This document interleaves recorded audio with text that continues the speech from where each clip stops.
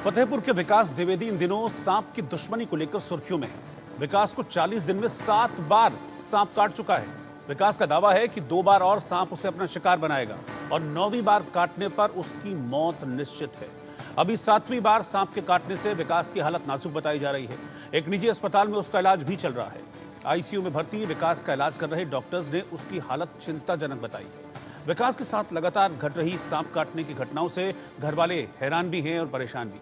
घर वालों का दावा है कि सांप से बचने के लिए कुछ दिन पहले इस शख्स ने अपनी मौसी के घर का रुख किया था। अपनी मौसी के घर वो चला गया था, लेकिन सांप ने उसको वहां भी शिकार बना लिया। फिर चाचा के घर गया, वहां भी इस हनूनी से वो बच नहीं पाया। दावा है कि तीसरी बार काटने के बाद सांप विकास के सपने में आया था। उसने कहा था कि मैं तुझे 9 बार काटूंगा, लेकिन 8वीं बार तक तू बच जाएगा और 9वीं बार तुझे कोई भी शक्ति बचा नहीं पाएगी। विकास का दावा है कि हर बार सांप के काटने से पहले उसे खतरे का आभास हो जाता है। अब परिजनों ने यूपी सरकार से मदद की गुहार लगाई। ये बड़ा अजीबोगरीब मामला अपने आप में है जो सामने आया है, जिसमें एक शख्स है और उस शख्स को 40 दिनों में 7 बार सांप काट चुका है। इस शख्स का ये कहना है कि सांप उसके सपने में आया था और कहा था कि अगर 8 बार मेरे काटने से तू बच जाएगा, लेकिन जब मैं 9वीं बार काटूंगा तो कोई भी शक्ति बचा नहीं पाएगी।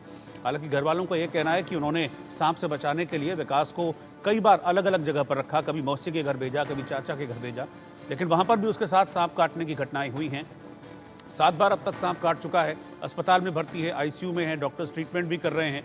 डॉक्टर्स का कहना है कि हालत उसकी चिंताजनक है, लेकिन विकास और उसके परिजन एक बड़े अजीब से डर के साए में इस वक्त जी रहे हैं, क्योंकि 40 दिनों में 7 बार सांप काट चुका है और जिस तरीके से विकास से बता रहा है कि 9वीं बार सांप के काटने से उसकी मौत हो जाएगी, इस बात ने उसके परिजनों को, उसके अपनों को परेशान किया हुआ है। और अब सरकार से वो मदद की गुहार लगा रहे हैं कि किसी भी तरीके से उनके बेटे को, उनके बच्चे को बचा लिया जाए।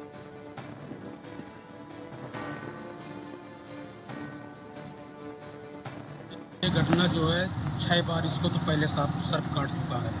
अब ये 7वीं बार जो है फिर काटा है इसको, और ये दिखाई नहीं देता है किसी को। और ये 7वीं बार जब काटा है तो सब लोग 4 लोग इसको बराबर बैठे हुए थे कुर्सी डाले कि इसको देखना है, लेकिन इसने पहले ही बता दिया था कि मेरी बाईं आँख फड़क रही है। जैसे इसकी बाईं आँख फड़कती है तो इसको जो है दिक्कत होने लगती भतीजे को। फिर इसके बाद हम लोग सब बैठे थे और भतीजा सो रहा था, कम्बल ओढ़े। तो थोड़ी ही देर बाद एकदम चिल्लाया है कि चच्चू हमारे सर्प काट लिया है। जो हमने देखा तो उसके हाथ में सर्प के निशान बने थे, तो हम इसको अस्पताल लेके आ रहे हैं। इसके बाद फिर ये सांप हर बार कहता है भतीजा हमारा कि हमको 9 बार काटेगा, 9 बार काटेंगे तो कोई भी त्रांतिक, कोई भी मौलाना, कोई भी आ जाए हमको बचा नहीं पाएगा, हम इसको अपने साथ लेके जाएंगे। सांप को इस बार 7वीं बार काट के आया है, करीब 9 बजे के आसपास आया है। काटने के बाद फिर हॉस्पिटल में भर्ती हुआ, उसका ट्रीटमेंट शुरू हुआ, ट्रीटमेंट स्टार्ट है। स्थिति अभी ठीक नहीं है उसकी। बच्चे ने क्या बताया इससे पहले जब एडमिट हुआ था, क्या बताया था आपको? इस बार तो मेरी कोई बातें नहीं हो पाई। अगली बार जो बताया था कि मेरे आता है, समझो अपना काट लेता है, हमने कहा देखा, तो उसने कहा इस बार तो मुझे दिखाई नहीं पड़ा। इस बार तो मेरी कोई बातें नहीं हो पाई उससे। उस तरीके से ट्रीटमेंट ही स्टार्ट हुआ। स्थिति क्या है बच्चे की इस समय? बच्चे की स्थिति नाजुक है। कब तक कितनी बार काटा होगा और कितनी बार ये 7वीं बार काट के आया है, और जब तक 24 से 48 घंटे नहीं पार हो जाते हैं तब तक स्थिति के बारे में हम लोग कुछ नहीं बता सकते। बात आई है, और ये मैंने अभी पूरा देखा तो नहीं है, लेकिन मेरे संज्ञान में बात आई है कि एक ही व्यक्ति को कोई सर्प है और किसी पर्टिकुलर डेट पर ही काट रहा है, और उसका इलाज भी किसी एक ही हॉस्पिटल में हो रहा है बार बार। तो मैंने अपनी एक टीम बना दी है, क्योंकि ये थोड़ा सा एक विचित्र टाइप की घटना है, और टीम बना के मैं 3 डॉक्टर्स की वहाँ भेज रहा हूँ वहाँ पर, और आज ही लोग जाके कोशिश मैं करता हूँ सारी जाँच करवा लूँ।